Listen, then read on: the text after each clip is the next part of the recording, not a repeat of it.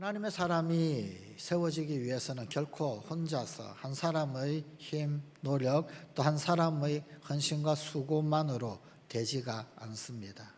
반드시 우선은 하나님의 위로가 필요하고 하나님의 은혜가 필요하고 하나님의 부르심과 인도하심이 반드시 필요합니다. 뿐만 아니라 하나님께서 붙여주시는 사람이 필요합니다. 응답의 사람이 필요하고요. 또 은혜의 통로가 되는 그 누군가 필요합니다. 그래서 우리 주님 예수님도 12명의 제자들을 부르셔서 동력자를 만드셨고 전도 여행을 보내실 때도 한 사람씩 보내신 적이 없습니다. 반드시 둘씩 짝을 지어서 협력하는, 서로가 서로를 돕는 동력자로 보내셨고, 또 뿐만 아니라 12제자뿐 아니라 사도 바울 일행 역시 마찬가지. 사도 바울도 혼자서 사역을 감당한 적이 단 한 번도 없잖아요.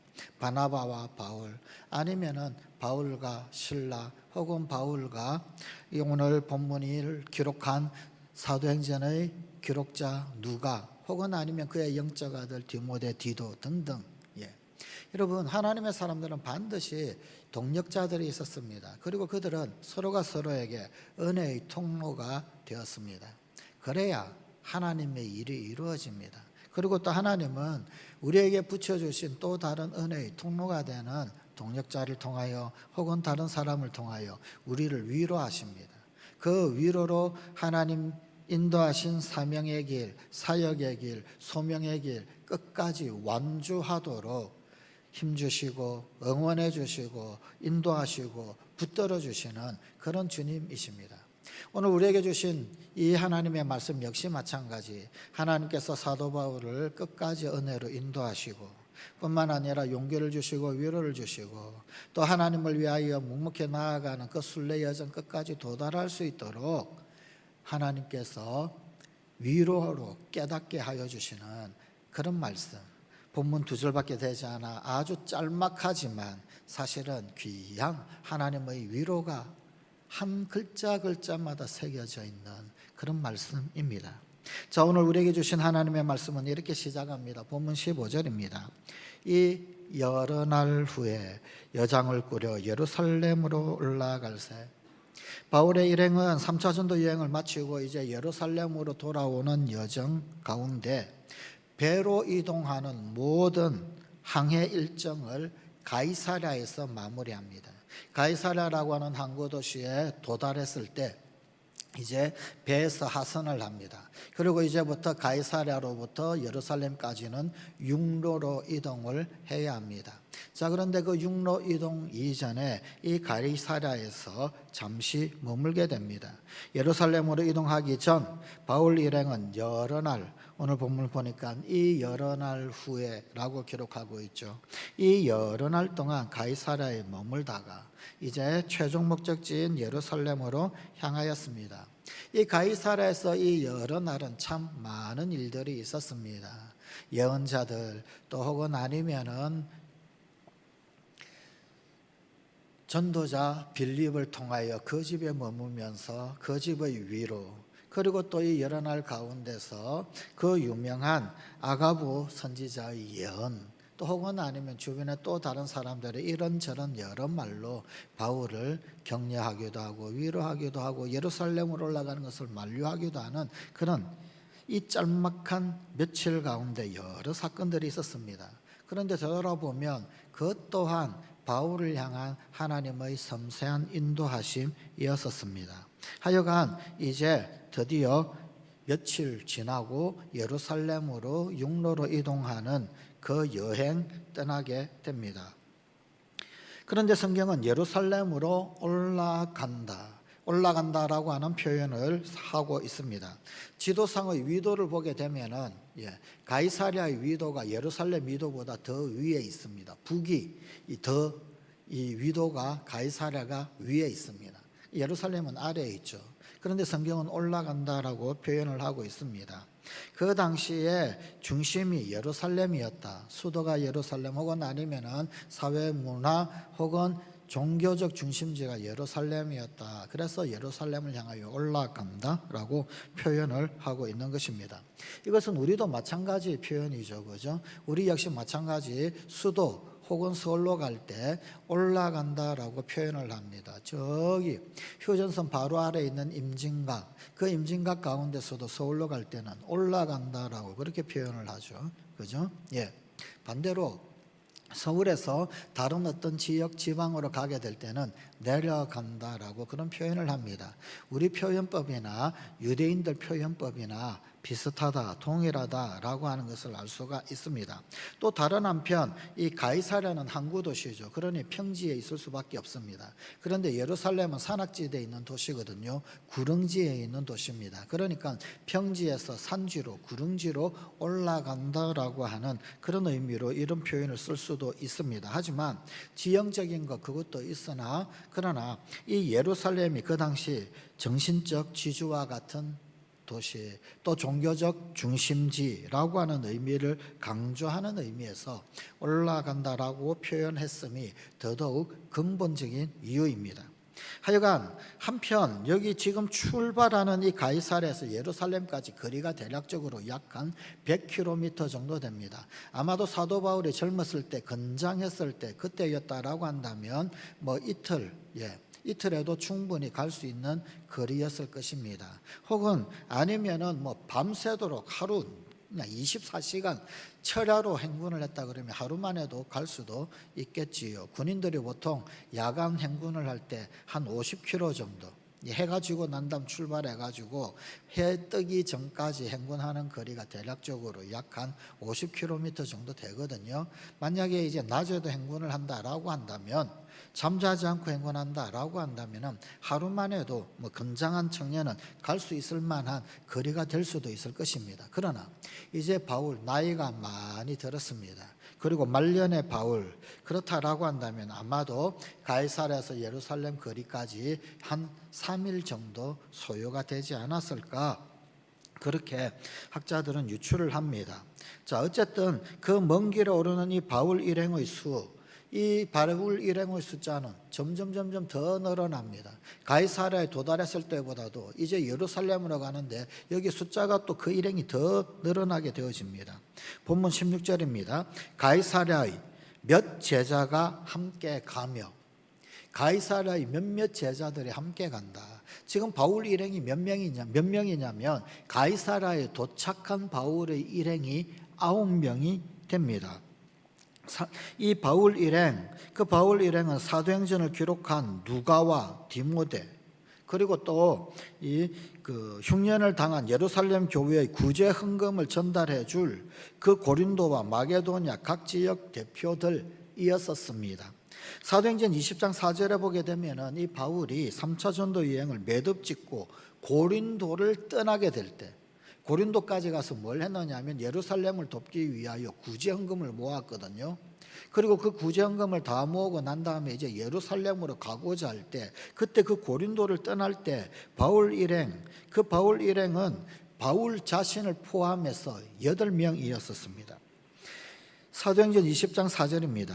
아시아까지 함께 가는 자는 베레아 사람 부로의 아들 소바드와 데살로니가 사람 아리스다고와 세군도와 더베 사람 가이오와 및 디모데와 아시아 사람 두기고와 드로피모라, 이 7명, 그리고 고린도에 함께 있는 바울 8명이지요. 자, 그런데 여기 소바드, 아리스다고, 세군도, 가이오, 디모데, 두기고, 드로피모, 이 7명이 드로아에 먼저 가 있었습니다. 사도행전 20장 5절입니다. 그들은 먼저 가서 드로아에서 우리를 기다리더라. 바울이 함께 가지 아니한 데는 이유가 있었습니다. 유대인 중에서 이 바울을 해하려고 공모하는 유대인들이 있었습니다. 고린도에 갔다 그렇다라고 한다면 배 타고 드로아로 오겠지. 그리고는 그거 노리고 있는 거예요. 그래서 이 7명만 배를 타고 드로아로 갑니다. 대신 베드로는 육로를 택합니다. 그래서 지금 고린도에서 다시금 거꾸로 저 북쪽으로 마게도냐 지방으로 걸어갑니다. 올라갑니다. 그래서 빌립보 성에 가게 됩니다. 그래서 이 사도행전 20장 6절입니다. 우리는 무교절 후에 빌립보에서 배로 떠나 빌립보에서 바울이 배를 타게 됩니다. 고린도에서 같이 배를 탄 것이 아니라 경로를 다르게 한 거지요.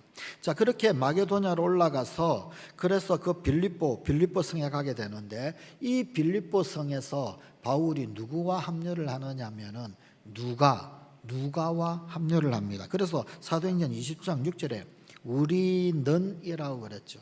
여기 말하는 우리는은 사도행전을 기록하고 있는 누가가 포함되어져 있음에 틀림이 없습니다. 그리고 이 마게도냐의 수도라고 할 수 있는 이 빌립보 성에 도달한 바울, 즉 바울과 누가였었을 것입니다.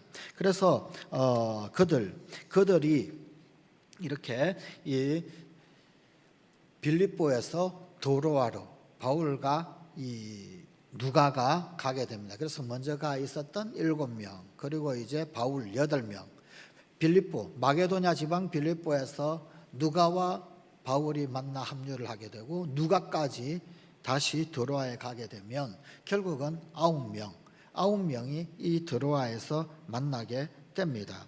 자, 그리고 배를 타고 이제 함께 가이사랴까지 가게 됩니다. 그러니 가이사랴에 도착했을 때 바울의 일행은 최소 9명이 됩니다. 거기에다가 가이사랴를 떠날 때 가이사랴의 몇 제자까지 함께 가게 되었다. 그렇다라고 한다면 이제 가이사랴에서 예루살렘으로 가게 되는 이 일행은 최소 바울 일행은 10명 이상 10여 명이 된 셈입니다. 자, 그런데 그들 가운데는 특히 구브로 출신의 나손이라고 하는 사람도 있었습니다. 이 나손이라고 하는 사람이 누구일까? 사실 정확하게 나손이라고 하는 사람에 대해서 알 길이 없습니다. 다만 성경 오늘 신약 가운데 구약에도 나손이라고 하는 사람이 있지요. 그런데 그 구약의 인물 나손과는 별개로 신약의 나손이라고 하는 사람은 오직 오늘 본문 여기에만 나오는 사람인데, 그에 대하여 이렇게 소개를 합니다. 계속되는 본문 16절입니다. 가이사랴의 몇 제자가 함께 가며 한 오랜 제자 구브로 사람 나손을 데리고 가니 이는 우리가 그의 집에 머물려 함이라. 여기 누구인지 정확히 알 길은 없지만 이 나손을 설명하면서 한 오랜 제자라고 소개를 하고 있습니다. 그리고 또 구브로 사람이라고 소개를 하고 있습니다. 이 짤막한 문구에서 몇 가지 알 수 있는 것이 있습니다. 우선 나손이라고 하는 이 이름을 통해서 알 수 있는 것은 그는 헬라파 유대인 출신이구나 라고 하는 것을 알 수가 있습니다. 나손이라고 하는 이 말이 사실은 헬라식의 이름이기 때문입니다. 또 그를 오랜 제자라고 소개를 하고 있습니다. 여기 이 오랜 제자라고 하는 말을 문자적으로 직역을 하게 되면 오래된 제자입니다. 그런데 문자적으로 오래된 제자, 그러니까 그는 예수 그리스도를 따르고 믿고 제자로 산 지 시간이 많이 되었다라고 하는 의미가 되겠죠. 그런데 여기 이 오랜 제자, 오래된 제자라고 하는 그런 어떤 문자적 뜻은 어떤 의미가 있느냐면 초기부터 제자, 처음부터 제자라고 하는 의미가 담겨져 있습니다. 이것을 보게 되면 나손은 결국은 예루살렘의 교회가 태동할 때 그때부터 제자였더라라는 것입니다. 즉 예루살렘에 오순절 성령 강림 있었을 그때 구원받은 사람이다라고 하는 가능성이 강하게 되더라 그 말입니다. 그래서 그는 예루살렘에 거주하는 헬라파 유대인들의 소수 회원들 가운데서 한 사람이었을 것이다. 그리고 그는 초기 예루살렘 교회가 생겼을 때 그때부터 예루살렘 교인이었던 제자였을 것이다 라고 많은 학자들이 동의하고 있습니다. 또한 이 바나바의 고향이 구브로였죠. 그런데 그 바나바와 동일한 고향 구브로, 나손의 고향 역시 구브로였었습니다. 바나바가 예루살렘 오순절 성령 강림 때 예루살렘 초기 교회 멤버였다라고 한다면, 그렇다라고 한다면 나손 역시 이 바나바와 잘 알았을 것이고, 또 뿐만 아니라 어쩌면은 바나바에 의해 나손이 예루살렘 교회에 참여하게 되었든지, 혹 그것이 아니라고 한다면 동양인으로서 나손에 의해 이 바나바가 예루살렘 교회 초기 멤버로 참여가 되었던지, 그 둘은 어떤 상호 영향을 주고받은 그런 어떤 관계 가운데 분명히 있었을 것이더라 라는 것입니다. 특히 람세이라고 하는 학자가 있습니다. 이 람세이라고 하는 이 학자는 여기 나손이 사도행전을 기록하는데 이 누가에게 굉장히 중요한 정보를 제공한 사람이라고 이야기를 합니다. 무슨 이야기냐면은 이 누가복음 9장에 보게 되면은 이 애니아와 도르가 이야기가 나옵니다. 베드로가 애니아와 도르가를 살리는 치유 이적 이야기가 나오죠. 그런데 이 이야기, 이 사도행전의 기록자인 누가에게 바로 여기 이 도르가 그리고 또 애니아와 도르가에 관한 이 이야기에 대하여 소중한 정보를 제공한 장본인이 이 나손이다 라고 이야기를 합니다. 램세이라고 하는 신학자가 그렇게 이야기를 합니다. 누가복음 9장 32절에서 42절에 나오는 이 이야기는 베드로가 이 애니아를 살리고 그리고 또 도르가를 살리는 그런 이야기인데, 근데 이 이야기가 굉장히 간단하게 기록이 되어져 있습니다. 예, 아주 간단하게 기록되어져 있어요. 그냥 베드로가 그 집에 갔고 사람들은 뭐 이러이러했습니다 이야기했고, 그리고 이 베드로가 치유했다, 간단하게 기록이 되어져 있습니다. 그 배경을, 자세한 배경을 소개하고 있지 않습니다. 사연에 대해서도 세세하게 소개하고 있지를 않습니다. 다시 말하면 사도행전의 기록자인 이 누가가 전에 들은 이야기다라는 겁니다. 누가가 세세하게 아는 그 이야기가 아니라 누가는 들은 이야기다라고 하는 흔적들이 나타난다 그 말입니다. 자, 그런데 이 이야기를 누가에게 전해준 사람, 그가 바로 나손이다라고 램세이는 주장을 합니다. 확정할 수는 없습니다. 하지만 가능성이 전혀 없는 이야기는 아닙니다. 자, 이때 이 나손이라고 하는 이 사람, 이 나손이 바울 일행에 합류하게 된 이유에 대하여서 성경은 이렇게 설명합니다. 이는 우리가 그의 집에 머물려 함이라. 나손의 집에 머물기 위해서 이 가이사랴에서 예루살렘으로 가는 여정 가운데 가이사랴에서 나손이 바울 일행에 합류를 했다. 이 서방교회의 전승 혹은 아니면 또 다른 어떤 해석에 의하게 되면 이 나손의 집이 가이사랴와 그리고 예루살렘 그 사이 그 중간쯤에 나손의 집이 있었다는 거예요. 그리고 이 거리가 100km 정도 되니까 그 중간쯤에 나손의 집에서 하루를 머물고 하루를 유숙을 하고 그리고는 이동을 했다, 뭐 이런 이야기도 있습니다. 그런데 오늘 본문의 말씀, 본문의 한 오랜 제자, 이 한 오랜 제자, 그리고 처음부터 제자라고 하는 의미가 있다고 그랬죠. 초기의 제자라고 하는, 초기부터 제자라는 의미가 이 말에 히브리어에 있다고 그랬죠. 이걸 본다라고 한다면 이 나손을 예루살렘 교회의 창립 멤버를 뜻하는 것으로 이해하고 해석할 수가 있습니다.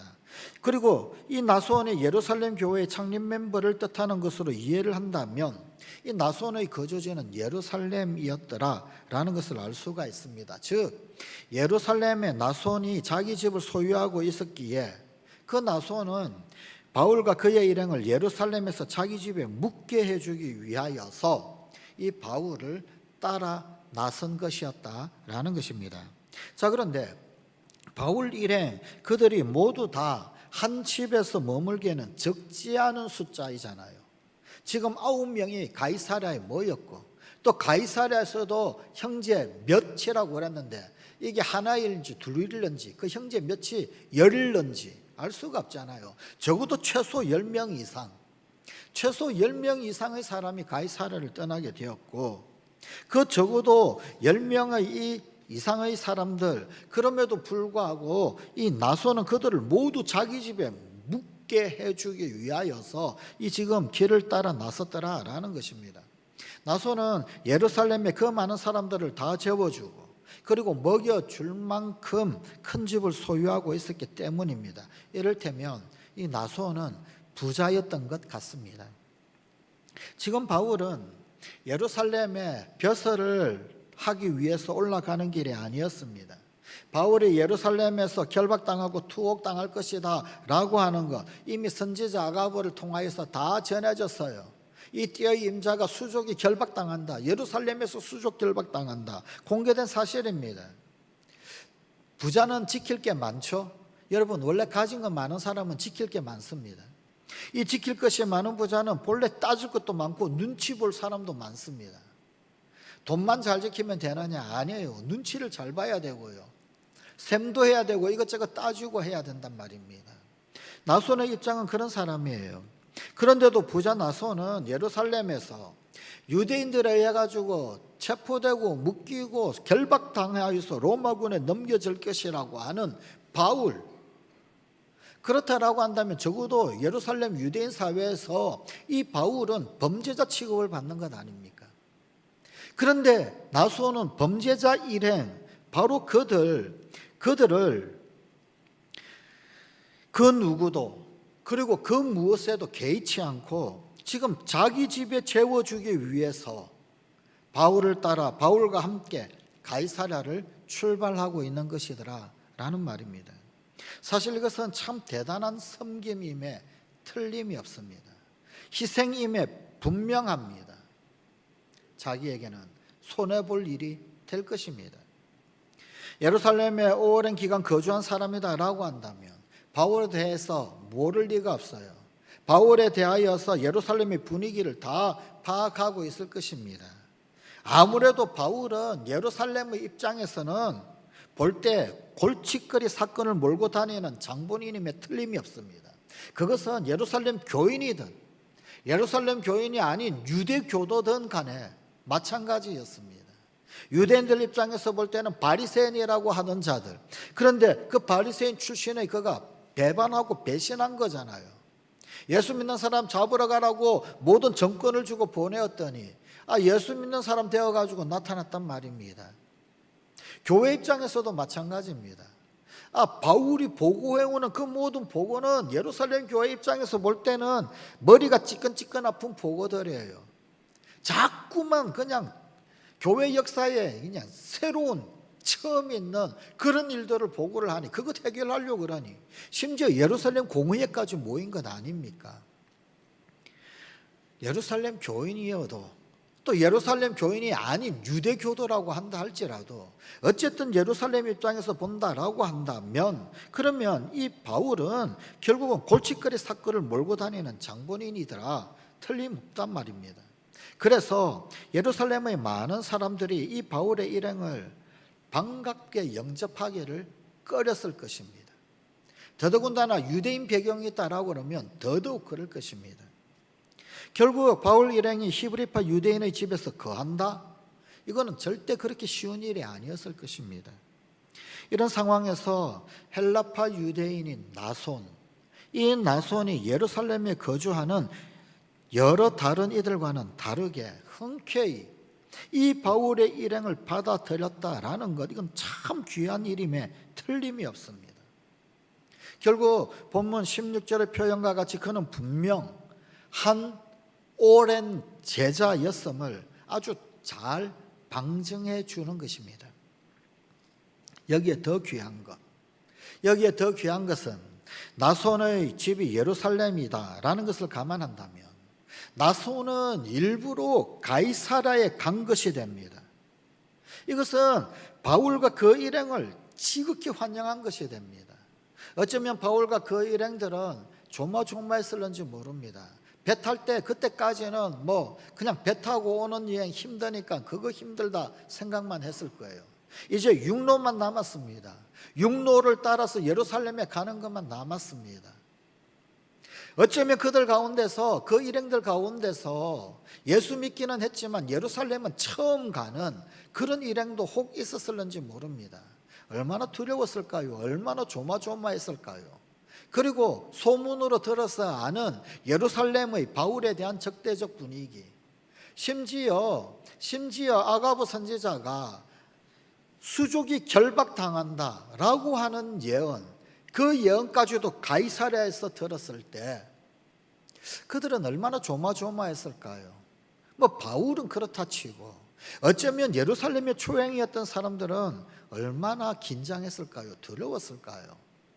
그런데 그들에게 예루살렘의 거주지를 제공하고 안식처를 제공할 나손, 그 나손이 가이사랴까지 온 거예요. 가이사랴까지 와서 그들과 미리 사귀고 가이사랴에서 미리 교제를 하고, 그리고는 예루살렘으로 가는 그 길을 이 나손이 함께 동행을 하면서 안내를 하고, 그러면서 예루살렘에 도달했을 때 자기 집으로 다 모셔드렸을 때 그들에게는 얼마나 안도가 되었을까요? 얼마나 위로가 되었을까요? 얼마나 힘이 되었을까요? 나손은 그런 사람이었더라라는 것입니다.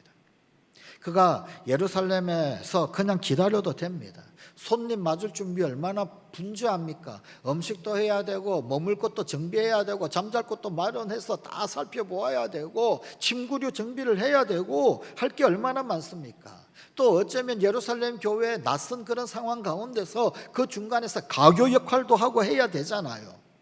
그거 잘하고 있으면 됩니다.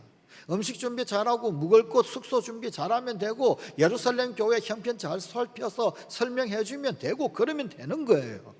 그러나 그는 굳이 가이사랴까지 간 거란 말입니다. 그 가이사랴에 가서 어쩌면 두려움, 어쩌면 긴장 가운데 있는, 도대체 저 예루살렘에서 어떤 고초와 고난이 기다리고 있을까? 그 일행들, 그들에게 처음부터 동행을 하면서 가이사랴에 어쩌면 영접하러 나온 것이기도 하고 안내자로서, 길 안내자로서 나온 것이기도 하고, 그러면서 그들을 위로하고 격려하고 안심시키고 안도를 심어주었던 바로 그런 사람이 되었던 겁니다. 바울과 그 일행에게 엄청난 위로와 용기가 되었을 것입니다. 그러기에 오늘 우리에게 주신 하나님의 말씀이 주시고자 하는 메시지는 바로 위로의 하나님입니다. 바울이 자신을 구원해 주신 주님의 은혜에 죽을 것도 각오하면서 자신의 모든 삶을 내어드렸을 때 하나님께서 바울을 책임져 주시고 바울 그 일행도 책임져 주시고 있는 장면입니다. 하나님께서 예루살렘에서 머물 그 숙소를 책임져 주실 정도로 계속하여서 바울에게 은혜를 베풀어 주시고 계신 것을 보여주고 있습니다. 이제 사도행전 뒷부분, 남은 부분을 보시게 되면 또 알게 되겠지만, 이때 예루살렘에 도착했던 바울, 그 바울은 불과 한 일주일 정도 만에 체포당하고 맙니다. 그리고 2년간의 예루살렘에서 투옥됩니다. 로마로 압송당할 때까지 바울은 계속해서, 물론 로마 시민권자이기 때문에 시민권자가 아닌 그런 어떤 지하 감옥에 갇히는 것은 면합니다만, 그러나 가택연금 상태로 투옥당하게 됩니다. 2년 동안 갇혀 있었습니다. 자, 그렇다라고 한다면 하나님께서는 바울이 예루살렘에 당도하고 난 뒤에 체포당하기까지 불과 일주일, 그 일주일 동안 바울 그리고 그 일행 그들과 함께 머물고 묵을 숙소를 책임져 주시기 위하여서 예루살렘에서 100km나 떨어져 있는 가이사랴에서부터 구브로 출신의 이 나손을 동원시켜 주시는 그런 은혜를 바울에게 베풀어 주고 계셨던 것이더라, 그 말입니다. 자, 여기에서 나손은 참 귀한 은혜의 통로입니다. 이 나손 얼마나 귀한 하나님의 도구일까요? 아니, 나손이 했던 그 일, 이 동행의 이 일은 그 자체로 하나님의 엄청난 위로의 메시지가 되었습니다. 성관가족 여러분, 우리가 하나님 앞에 응답의 사람이 되어야 하지 않겠습니까? 어떤 사람이 응답의 사람이 되나요? 하나님의 일에 도움이 될 사람, 하나님의 일을 하는데 그것을 열어줄 수 있는 자, 그가 응답의 사람 아닌가요? 그리고 그런 사람은 반드시 은혜의 사람입니다. 나손은 은혜의 사람이었습니다. 나손은 은혜의 통로였고, 나손은 응답의 사람이었고, 나손은 바울에게 너무나도 소중하고 귀한 사람이었습니다. 아니, 우리 주님, 우리 주님께 너무 귀한 사람이었습니다. 내 종 바울, 저 내 종 바울을 어떻게 도와야 하나? 누구를 통해서 저 바울을 도와줄 수 있을까? 그 은혜의 통로가 바로 이 나손이었더라는 겁니다. 바울의 이 마지막 전도 여행 가운데 어쩌면은 가장 극적인 그런 어떤 하이라이트와 같은 위로, 하이라이트와 같은 그런 하나님의 은혜를 온전히 드러낸 통로가 어쩌면 이 나손의 사건이 아니겠습니까? 뿐만 아니라 하나님 절대 주의 종을 가만히 내버려 두시지 않습니다. 이제 예루살렘에 올라가면 수족이 결박당할 텐데 2년 동안이나 투옥될 텐데 그런 하나님의 종을 하나님이 그냥 내버려 두지 아니하신단 말입니다. 위로하시는 하나님, 용기하시는 하나님, 옆에 서서 곁에서 응원하시는 하나님, 우리 귀에다 대고 힘내라고 응원해 주시는 분이 하나님이시더란 말입니다. 하나님이 지금 나손을 통해서 응원하시는 거예요. 너 혼자가 아니라고. 결박되어서 끝장나는 것이 아니라고. 비록 결박되지만 이 가이사랴에서 예루살렘까지의 이 길 가운데 하나님이 위로를 하나씩 보여주시는 거예요. 너 혼자 아니야. 너 혼자가 아니야. 나손은 바울이 혼자가 아님을 증명하는 통로가 되었고 도구가 되었고, 하나님께서는 나손을 통하여서 하나님이 함께 하심을 계속해서 보여주시고 말씀하시는 거다라는 거예요. 우리도 마찬가지입니다. 우리도 때때로 수족이 결박당하는 그런 가운데 처해질 때도 있을 겁니다. 그러나 그때도 우린 절대로 혼자가 아닙니다. 그때 하나님은 우리를 결코 홀로 내버려 두시지 않습니다. 응답의 사람을 붙여주시고 위로해 주시고 용기 주시고 응원하시는 하나님이시더란 말입니다. 디모데후서 4장 17절의 말씀입니다. 주께서 내 곁에 서서 나에게 힘을 주시면 나로 말미암아 선포된 말씀이 온전히 전파되어 모든 이방인이 듣게 하려 하심이니 내가 사자의 입에서 건짐을 받았느니라. 디모데후서는 사도 바울이 제일 마지막에 기록한 유작입니다. 유작. 디모데후서 기록하고 난 다음에 바울은 더 이상 성경을 기록하지 못합니다. 순교하기 때문에.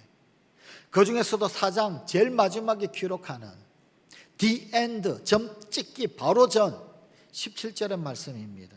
주께서 내 곁에 서서 나에게 힘을 주시면, 지금 바울은 옥에 갇혀 있는 상태입니다. 로마에 투옥된 상태입니다. 쉽게 사람들을 만날 수 없어요. 감금 상태에서 밖에 나갈 수도 없단 말입니다. 어쩌면 사형 직전이어서 면회가 제한되었을 수도 있을 것입니다. 그런데 그는 혼자가 아니었습니다. 주께서 내 곁에 서서, 그가 투옥되어져 있는 상태 가운데, 그가 그의 목숨 이제 얼마 남지 아니하고 있는, 그래서 감금된 그 상태 가운데 주께서 내 곁에 서서, 주님이 곁에 서 계시더라는 거예요. 그 감옥에 나만 있는 게 아니더라는 겁니다. 주님이 곁에 서 계시더라는 겁니다. 서 계셨다. 서서 무엇을 하셨습니까? 나에게 힘을 주시면. 그분은 서서 힘을 주신 분이셔요. 그분은 만왕의 왕입니다. 만유의 주인이십니다. 여러분, 왕이 서는 거 봤습니까? 신하들이 서야지 왕은 서지를 않는단 말이에요. 그런데 만왕의 왕이시고 만유의 주이신 그분이 바울의 이 인생 마지막 이 장면, 순교를 앞두고 있는 이 장면이 얼마나 소중하고 귀중했으면 그분이 서서 힘을 주시더란 말입니다. 우리가 주님의 일 감당할 때 이 정도 돼야 되지 않을까요? 내 사랑하는 종 아무개, 내가 그냥 볼 수 없다. 내가 그냥 앉아서 도대체 어떻게 그냥 있을 수 있나? 주님이 서서 응원하고 주님이 서서 힘주시는 자, 그게 행복한 사람 아닐까요? 그게 행복한 사명자요, 행복한 사역자요, 행복한 제자가 아닐까요? 여러분, 우리 모두는, 나뿐만 아니라 모두가 다 신앙의 경주자잖아요. 신앙의 순례자들이고 경주자지 않습니까? 다름질하는 자라고 그렇게 성경은 우리를 규정짓고 있지 않습니까? 그런데 그 신앙의 다름질을 해 나가는데 어떤 사람은 그냥 저 관람석에서 그냥 가만히 앉아서 보는 자, 그러나 어떤 자는 너무나도 흥분하여서 만유의 주인이신 우리 주님이, 만왕의 왕이신 주님이 그 자리에서 벌떡 일어서서 응원을 하는 자 있더란 말입니다. 다르더란 말입니다. 어떤 자는 만왕의 왕이신 그분이 일어서서 응원하신다고요. 일어서서. 내가 하나님 앞에 쓰임 받는다라고 한다면, 내가 하나님 앞에 소용된다라고 한다면 주님이 벌떡 일어서서 힘을 주시고 응원해 주신다면 나는 정말 행복한 사명자가 되지 않을까요? 그게 정말 성공한 제자가 아닐까요? 우리 주님께는 주님의 제자가 그렇게 소중합니다. 그렇게 귀중합니다. 그래서 하나님의 사람 한 사람 부를 때 주님 서서 부르셔요. 사도행전에서 우리 주님이 서서 벌떡 일어서셨던 장면이 있습니다. 순교자 서대반. 서대반의 순교 장면에 하늘이 열렸을 때 그 서대반에 보였던 주님이 하나님 보좌 우편에 서서 주님이 일어서셨어요. 교회 최초의 순교자, 최초의 순교자가 나타날 그때 우리 주님이 그 자리에 벌떡 일어서셨단 말입니다. 너무 귀해서, 너무 소중해서, 너무 사랑스러워서 우리 주님이 서시는 자. 하나님께서 사무엘을 부르실 때 사무엘아 사무엘아 부르셨습니다. 사무엘이, 어린 사무엘이 잘 몰랐습니다. 알아듣지를 못했어요. 벌떡 일어나서 엘리 제사장에게 달려갔습니다. 달려갔는데 나 아니야, 가서 자. 또 사무엘아, 또 달려갑니다. 아니라고 3번이나 그러고 엘리가 그래도 제사장이니 눈치는 있었어요. 야, 하나님인지 모르겠다. 또 부르면 내가 듣겠나이다. 사무엘아 사무엘아. 그런데 그 장면에 사무엘상은 뭐라고 기록하냐면 여호와께서 전과 같이 사무엘 곁에 서서, 그 전에 사무엘아 사무엘아 부르던 것처럼 전과 같이 사무엘 곁에 서서 사무엘아 사무엘아 불렀다는 거예요. 그전 3번에도 하나님은 서서 사무엘을 부르신 거예요. 그런데 성경은 서서 부르셨다고 기록합니다. 만왕의 왕이 서서 부른다. 여러분, 왕이 신하 부를 때 서서 부르나요? 앉아서 불러요. 누가 서서 부릅니까? 그런데 하나님의 종 한 사람이 그렇게 귀한 거예요. 하나님께는 사무엘이 그렇게도 소중하고 귀중했던 겁니다. 주님이 서서 부르는 종 사무엘. 이게 행복한 제자 아닐까요? 이게 행복한 주의 종 아닙니까? 서대반은 순교했지만 그러나 그는 행복한 순교자였습니다. 우리 주님이 그 자리에서 그 보좌에서 벌떡 일어서셔서 환영하는 행복한 순교자였습니다. 바울은 40에 하나 가만매 수도 맞고 파선하기도 하고 돌에 맞아 죽을 뻔도 하고 막 수도 없이 죽을 뻔하고 생고생은 다 했지만 그는 행복한 사역자였어요. 주께서 서서, 주께서 내 곁에 서서 나에게 힘을 주셨다. 나에게 힘을 주셨다. 우리 주님은 그렇게 우리를 위로하시는 분이십니다. 그렇게 우리를 붙드시는 분이시고 응원하시는 주님이시란 말입니다. 이 주님의 응원을 받는 자, 그는 행복한 제자, 행복한 그리스도인. 내가 주님 알고 주님이 나를 아는, 내가 한번 예수 믿으면, 내가 하나님 한번 섬기면 그런 관계가 되어야 하지 않을까요? 내가 주님을 알고 주님이 나를 아시는. 우리 모두는 어느 정도 다 서로 안다고 생각을 합니다. 그런데 그 알면 피상적 알미잖아요. 심층적으로 들여다보면 그 알매 정도는 전부 다 다르잖아요. 주님이 나를 아시는 것을 심층적으로 바라본다라고 한다면 어느 정도일까요? 내가 주님을 안다라고 고백을 하는데 그것을 심층적으로 들여다본다면 나는 어느 정도로 주님을 알고 있을까요?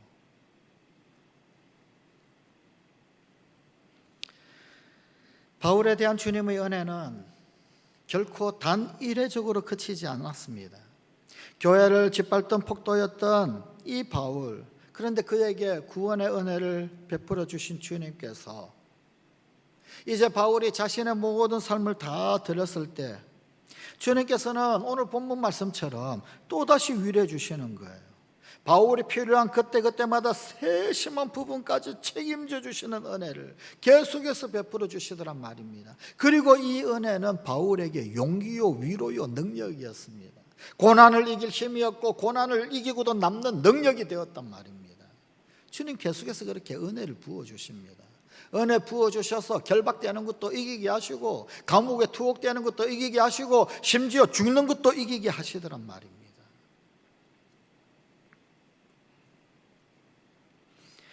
사실 바울은 중단 없는 주님의 그 지속적인 은혜, 때마다 부어주시는 그 은혜 속에서 자신의 의지와 뜻과 마음을 다해 자기를 송두리째 우리 주님 앞에 던져드리는 바로 그 위대한 사도 바울이 되었던 것 아닙니까?